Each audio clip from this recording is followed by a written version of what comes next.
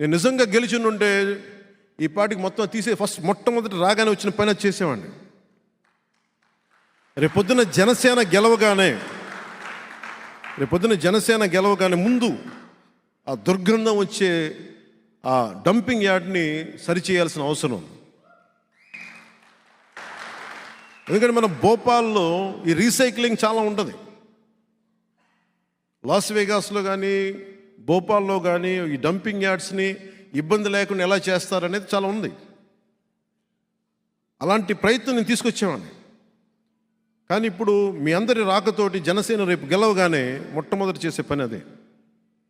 అలాగే అక్కడ కావాల్సిన వసతులు సౌకర్యాలు కానీ రోడ్లు కానీ రవాణా వ్యవస్థ కానీ ఇవన్నీ సరిచేయాల్సిన అవసరమే. ముఖ్యంగా భీమవరంలో కావాల్సింది రౌడిజంని కట్టడి చేయాల్సిన అవసరం చాలా.